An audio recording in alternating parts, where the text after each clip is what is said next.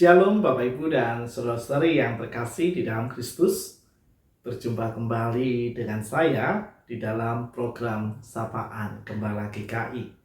Kita bersyukur kepada Tuhan karena hari ini kita memiliki kesempatan untuk kembali berjalan menemukan kehendak Tuhan melalui kebenaran firman-Nya. Kita mohon pertolongan Tuhan di dalam doa untuk perjalanan perenungan ini. Mari kita berdoa. Tuhan yang Maha Kasih, kami mengucap syukur kepadamu karena hari ini kami mendapatkan kesempatan untuk kembali merenungkan kebenaran firman-Mu. Oleh karena itu ya Allah, tolonglah kami dengan rahmat dan penyertaan-Mu supaya kami mampu untuk menemukan apa yang menjadi kehendak-Mu dalam kebenaran itu, yang akan kami rawat atau kami pelihara untuk terus kami hidupkan, juga kami ceritakan dalam perjalanan kami sehari-hari. Tolonglah hamba-Mu ini, kiranya segala keterbatasan dan kerapuhan dirinya, ia dimampukan untuk dapat membacakan dan menguraikan sabda bagi kami semua. Di dalam nama Tuhan kami Yesus Kristus kami berdoa. Amin. Saudara-saudari yang terkasih, teks Alkitab yang akan kita baca diambil dari kitab Kejadian pasal yang ketiga dari ayat 8 sampai 15. Kejadian 3 ayat 8 sampai 15. Ketika mereka mendengar bunyi langkah Tuhan Allah yang berjalan-jalan dalam taman itu pada waktu hari sejuk, bersembunyilah manusia dan istrinya itu terhadap Tuhan Allah di antara pohon-pohonan dalam taman. Tetapi Tuhan Allah memanggil manusia itu dan berfirman kepadanya, "Di manakah engkau?" Ia menjawab, "Ketika aku mendengar bahwa engkau ada dalam taman ini, aku menjadi takut karena aku telanjang. Sebab itu aku bersembunyi." Firman-Nya, "Siapakah yang memberitahukan kepadamu bahwa engkau telanjang? Apakah engkau makan dari buah pohon yang kularang engkau makan itu?" Manusia itu menjawab, "Perempuan yang kau tempatkan di sisiku, dialah yang memberi dari buah pohon itu kepadaku, maka ku makan." Kemudian berfirmanlah Tuhan Allah kepada perempuan itu, "Apakah yang telah kau perbuat ini?" Jawab perempuan itu, "Ular itu yang memberdayakan aku, maka ku makan." Lalu berfirmanlah Tuhan Allah kepada ular itu, "Karena engkau berbuat demikian, terkutuklah engkau di antara segala ternak dan di antara segala binatang hutan. Dengan perut mula engkau akan menjalar, dan debu tanahlah akan kau makan seumur hidupmu. Aku akan mengadakan permusuhan antara engkau dan perempuan ini, antara keturunanmu dan keturunannya. Keturunannya akan meremukkan kepalamu dan engkau akan meremukkan tumitnya."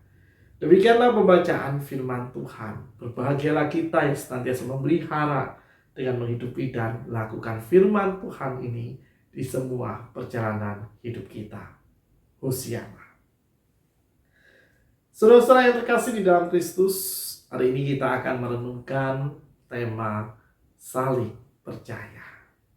Kita percaya saudara-saudara bahwa setiap kita diciptakan sebagai gambar dan rupa Allah, atau dalam sebuah istilah dikatakan kita menjadi imago Dei. Dan sebagai imago Dei atau gambar dan rupa Allah, maka kehadiran kita di tengah-tengah dunia dikehendaki oleh Allah untuk mencerminkan sifat welas kasih-Nya.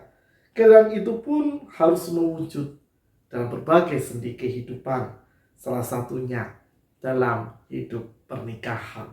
Dan fungsi imago Dei dapat diperankan manusia dalam hidup pernikahan dalam 3 prinsip, yaitu monogamis, fidelitas atau kesetiaan, dan indissolubilitas atau satu untuk selamanya. Dan di dalam renungan ini kita akan merenungkan prinsip yang kedua, yaitu fidelitas atau kesetiaan. Untuk mewujudkan fidelitas sosial kasih, dibutuhkan sebuah sikap saling percaya antara kita juga dengan pasangan hidup yang Tuhan anugerahkan. Di dalam istilah bahasa Inggris, sosial kasih, kata setia atau kesetiaan itu, kata percaya maksud saya. Kata percaya dalam bahasa Inggris itu diterjemahkan dalam dua kata, yaitu kata believe dan kata trust. Dan dalam konteks kehidupan pernikahan, saudara kasih, tentu setiap kita membutuhkan ketersalingan menerima dan membuka diri untuk mempercayakan. Dan istilah yang sangat tepat itu adalah kata trust. Karena trust itu ada sebuah kepercayaan yang sangat percaya, atau ada sebuah sikap untuk mempercayakan diri kita dengan sepenuhnya. Sehingga di dalam pernikahan tentu kita berusaha untuk mempercayakan diri kita kepada pasangan hidup kita, dan tentu demikian pasangan hidup kita mempercayakan dirinya dalam kehidupan kita. Maka hari ini ketika kita belajar dari teks Kejadian 3 ayat 8-15, maka teks ini itu terbingkai dalam sebuah kisah di mana manusia terjatuh ke dalam dosa dan konsekuensi apa yang mereka peroleh. Dan jika kita perhatikan saudara, ada 3 adegan yang muncul di dalam kisah ini. Yang pertama, manusia tidak dapat mengendalikan diri. Yang kedua, manusia saling menyalahkan. Dan yang ketiga, konsekuensi yang mereka terima dari tindakan yang telah dilakukannya.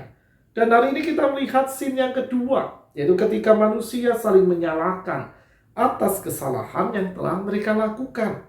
Sesaat setelah perempuan menuruti kemauannya untuk memakan buah dari pohon yang ada di tengah-tengah taman itu, juga memberikannya kepada suaminya, maka terbukalah mata mereka dan mengetahui diri mereka telanjang. Dan saat suara Allah memanggil-manggil mereka dan para manusia itu mendengarkan suara Allah tersebut, mereka bersembunyi karena mereka takut dan malu. Dan di dalam percakapan dengan Allah yang kasih, menarik untuk diperhatikan karena di sana laki-laki menyalahkan perempuan yang sudah memberinya buah dari pohon itu. Demikian juga perempuan menyalahkan ular yang telah memperdayanya. Padahal kalau kita lihat Kejadian 2 saudara kasih, bukankah sejak awal Allah menyatakan kepada manusia laki-laki dan perempuan bahwa mereka dihadirkan satu sama lain oleh Allah untuk menjadi penolong sepadan satu sama lain. Dan penolong yang sepadan berarti membutuhkan kesediaan saling percaya satu sama lain. Dan seharusnya, sekali lagi, seharusnya saudara, sikap ini yang diperjuangkan sejak awal ketika mereka terbayang-bayangi godaan melanggar apa yang menjadi kehendak Tuhan tersebut. Kesadaran hidup sebagai penolong yang sepadan akan mampu menolong manusia pertama sebenarnya untuk tidak terjatuh di dalam godaan dosa. Saudara-saudara yang dikasih, jika kita merenungkan kisah ini dalam kerangka relasi pernikahan kita sadar menjalani relasi pernikahan itu tidak selancar seperti kita berjalan atau mengendarai kendaraan di jalan tol. Bagi Bapak Ibu dan saudara yang kasih yang telah menjalani pernikahannya sekian tahun, sekian belas tahun, bahkan mungkin ada yang sudah sekian puluh tahun menjalani kehidupan pernikahan. Hidup pernikahan itu seperti berkendara di jalan arteri antar provinsi hingga pelosok desa. Tentu Bapak Ibu Saudara sepakat dengan apa yang saya katakan. Ada kalanya ketika kita melintasi jalan arteri antar provinsi hingga pelosok desa, kita berjumpa dengan jalan beraspal yang halus.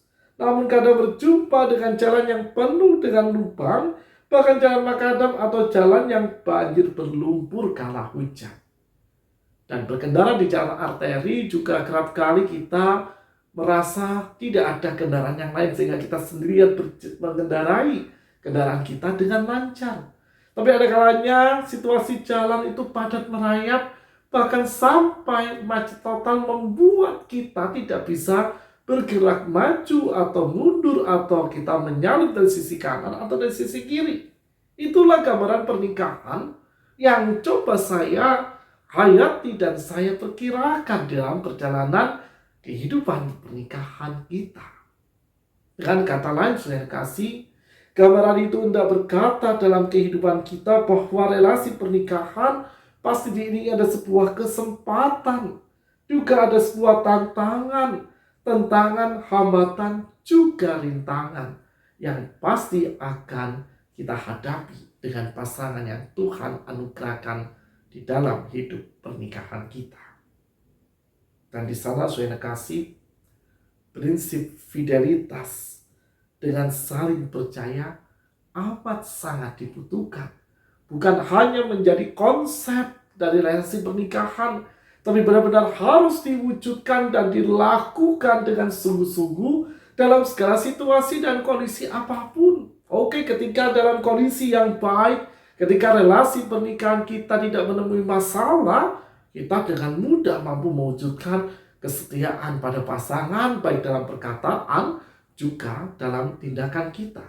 Tetapi bagaimana ketika dalam perjalanan hidup kita justru pernikahan itu diwarnai dengan konflik, pernikahan itu diwarnai dengan hantaman-hantaman permasalahan, pernikahan itu dialami dengan badai-badai yang menerjang ketenangan pernikahan kita.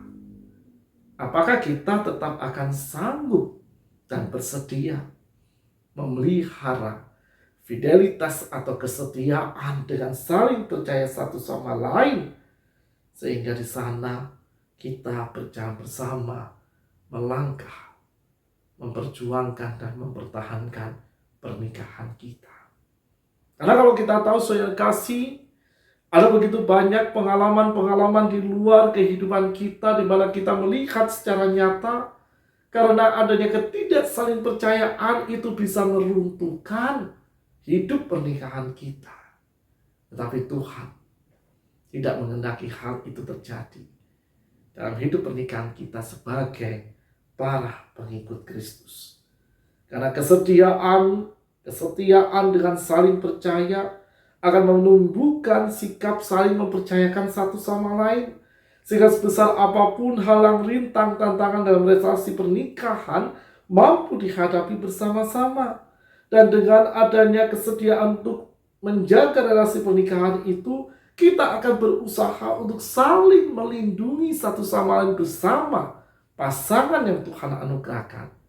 Bahkan ketika terjadi konflik, ketika terjadi permasalahan di tengah hidup pernikahan kita, kita akan mewujudkan kesediaan saling memaafkan atau saling mengampuni satu sama lain. Yang itu berarti saudara kasih, sikap saling percaya dalam fidelitas adalah sebuah kesediaan untuk membuka diri, saling menerima di tengah segala kelebihan dan kekurangan yang dimiliki oleh kita maupun pasangan yang Tuhan anugerahkan. Karena di dalam penghayatan GKI saudara kasih, pernikahan terjadi bukan hanya karena kehendak manusia, melainkan dihayati dalam rencana dan kehendak Allah, Sang Pencipta dan Penguasa kehidupan. Karena dalam ordo penciptaan, Allah adalah inisiator terbentuknya lembaga yang bernama pernikahan atau keluarga itu. Maka pernikahan gerejawi dalam teologis GKI dihayati sebagai kehendak Allah dan proyek ilahi, sehingga pernikahan itu harus dijalani dalam kehendak Allah. Dan salah satu kehendak Allah itu adalah kesetiaan sampai maut memisahkan. Kesetiaan terhadap kehendaknya dan kesetiaan terhadap pasangan hidup. Karena Allah telah terlebih dahulu setia mencintai atau mengasihi kehidupan kita, sehingga hal itu menjadi sebuah teladan dan sebuah panggilan di mana manusia diajak oleh Allah untuk mengadopsi kesetiaan Allah itu di dalam ikatan pernikahan. Karena bukankah Allah telah menunjukkan kesetiaannya itu dengan setia di sepanjang sejarah kehidupan manusia. Dengan jelas dan nyata kesetiaan Allah tidak pernah diragukan lagi. Dengan jelas sekali kesetiaan Allah itu merengkuh kehidupan manusia, sehingga manusia merasakan bagaimana cinta Allah itu begitu luar biasa, bukan hanya memberikan berkat, tetapi juga mengajak manusia untuk terlibat dalam kesetiaan yang dianugerahkan Allah dalam hidup manusia.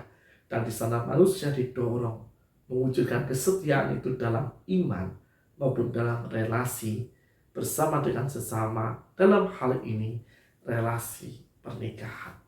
Oleh karena itu, Bapak Ibu dan saudara-saudari yang terkasih di dalam Kristus, kalau hari ini kita memasuki Minggu Prapaskah yang kelima, dan tentu kita bertanya mengapa Pendeta Virgo justru mengajak kita untuk merenungkan tentang relasi pernikahan.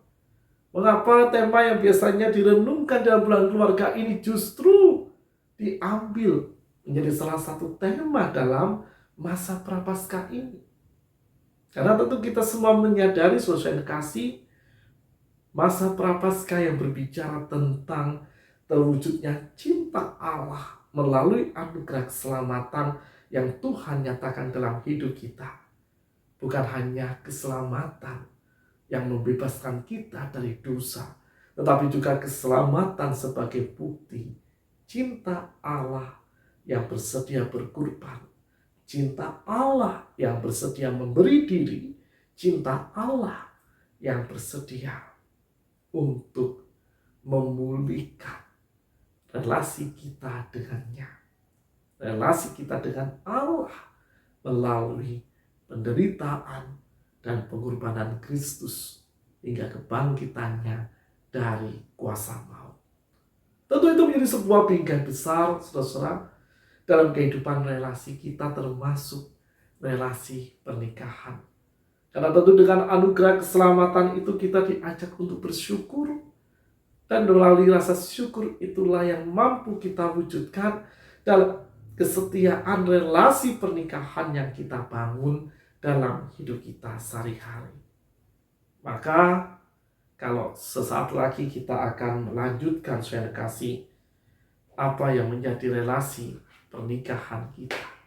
Artinya kita melanjutkan kembali perjuangan bersama dengan pasangan hidup yang Tuhan anugerahkan melalui relasi pernikahan. Mari bersama-sama kita berjuang dengan pasangan hidup kita, supaya kesetiaan, dalam kesetiaan saling percaya, mampu bertumbuh di dalam hidup pernikahan kita dengan berbagai situasi dan kondisi yang kita jalani. Jika kehidupan pernikahan kita dalam situasi yang baik, bersyukurlah. Jika kehidupan pernikahan kita memiliki potensi konflik, mari kita bicarakan bersama dengan pasangan hidup di dalam terang cinta ilahi. Ketika konflik itu terjadi, mari bersama dengan pasangan hidup kita mengoreksi diri kita. Kita belajar untuk mengampuni, kita belajar untuk mengelola konflik yang terjadi, supaya ikatan pernikahan yang telah kita ikrarkan di hadapan Allah dan jemaatnya mampu kita wujudkan, bahwa kita ingin dan kita berjuang untuk setia satu sama lain dengan pasangan hidup kita hingga maut memisahkan. Selamat melanjutkan kembali sejarah hidup pernikahan kita. Selamat kembali melanjutkan perjuangan kita merawat pernikahan bersama dengan pasangan hidup kita. Kiranya Tuhan menolong dan Tuhan memberkati kita semua. Amin. Mari kita berdoa. Tuhan yang Maha Kasih, kami bersyukur karena hari ini kami kembali diingatkan tentang betapa pentingnya merawat ikatan pernikahan. Kami bersyukur dengan segala situasi dan kondisi hidup, terkhusus dalam relasi pernikahan yang kami hadapi bersama pasangan hidup yang Engkau anugerahkan. Karena di sana ya Allah kami belajar untuk saling menjaga, saling melindungi. Kami belajar untuk berusaha melangkahkan kaki pernikahan kami bersama-sama hingga maut memisahkan kami. Itulah yang telah kami ikrarkan dalam janji pernikahan kami di hadapan-Mu dan juga di hadapan sesama. Oleh karena itu kami memohon ya Allah, bagi kami yang saat ini telah mengikat diri kami dengan pasangan hidup dalam ikatan pernikahan, kuatkanlah dan topanglah kami dengan kuasa kasih-Mu, supaya kami mampu melangkah bersama hingga maut memisahkan. Dan tolonglah kami juga ya Allah, untuk kami senantiasa bersedia saling percaya dalam kesetiaan kami, sebagaimana Engkau telah meladankannya dalam hidup kami.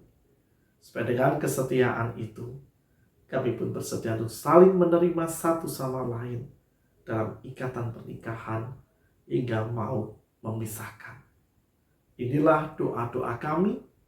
Kami akan melanjutkan kembali perjalanan hidup kami dalam karya, pelayanan, juga dalam aktivitas kehidupan kami sehari-hari. Kiranya damai sejahtera-Mu memberkati dan memimpin kami semua. Di dalam nama Tuhan kami Yesus Kristus kami berdoa. Amin. Selamat melanjutkan langkah kehidupan kita. Tuhan memberkati kita semua.